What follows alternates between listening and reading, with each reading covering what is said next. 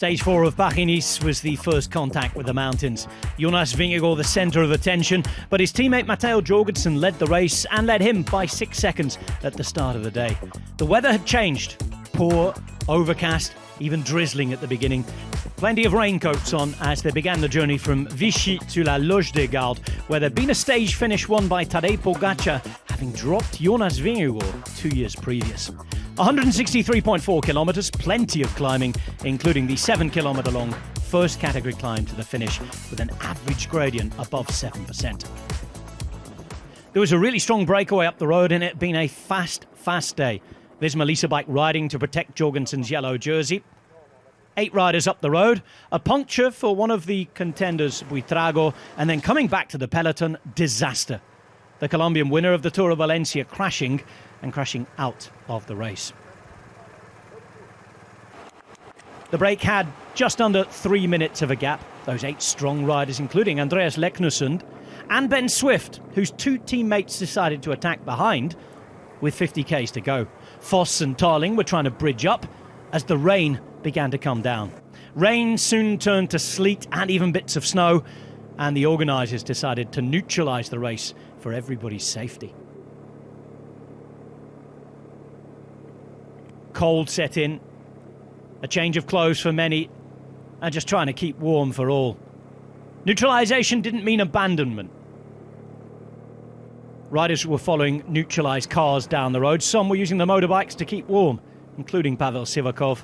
But chattering teeth were aplenty, as with 28 k's to go, the race restarted with the same time gaps. Those at the front had 2 minute 20 on the breakaway, just over a minute on those who'd been chasing in the middle. From the start, the break took the intermediate sprint and the bonus seconds, Leknesund grabbing those, before going off on an adventure on his own up front. Behind the breakaway, there was not just the peloton, but the gruppetto. That had already formed twice. Mars Pedersen and Niels Pollitt would soon set about trying to really bring back the gap. Stef Kras was one of several riders who had to abandon on the day. And at the front, well, the break still having 1 minute and 5 over the chasers. Swift dropping back to help Foss and Tarling get to the front. They would get to the front and they'd have just over half a minute of a gap as they headed to the final climb of the day. That much thanks to work from Swift and Tarling. Pedersen, alongside Pollitt, was trying to really bring them back.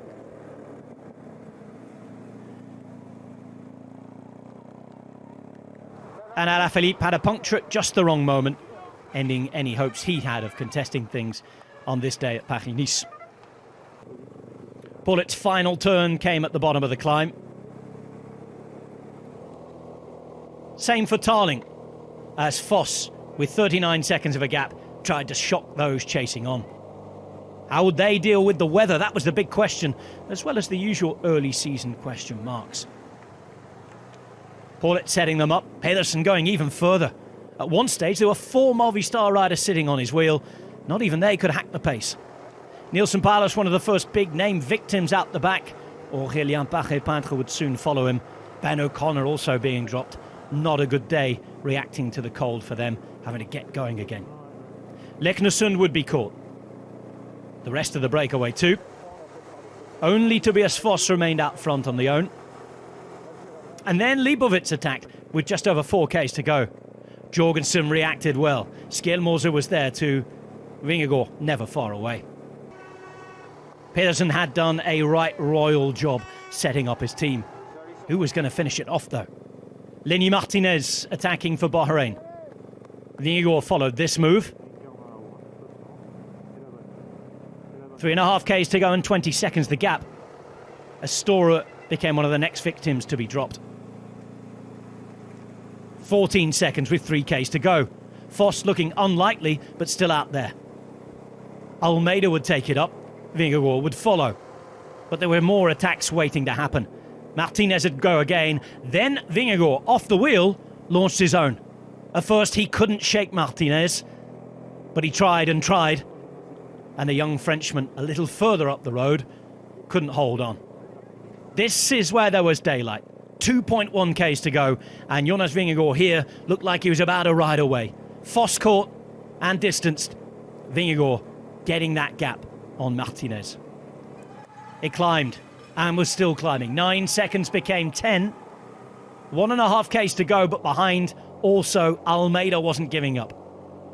Suddenly the gap started to come down. Jorgensen followed well. Others were in the mix too. The gaps weren't going to be great. Could Vingegaard hang on?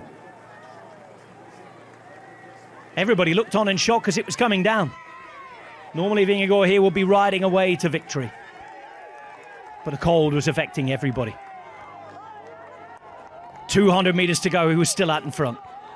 That turned to 150. And just as it did, Joao Almeida approached and made one final effort to get on the two-time Tour winner's wheel.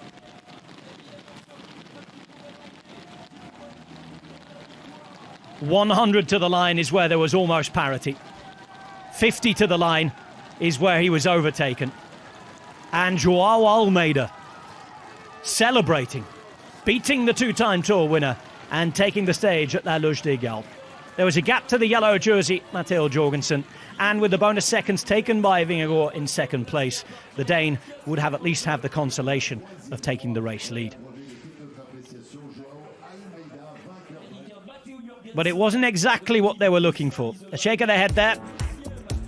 They'll still have that lead, but they know that this Paris-Nice is right up for grabs. Joao Almeida showing his form. A first ever win on French soil for him, and a first victory since last summer at the Tour of Switzerland. Almeida then beating Vingegaard and Skjelmose. The Dane's third place and the bonus seconds meant that he would take over the white jersey from Florian Lipovic, who was in fifth.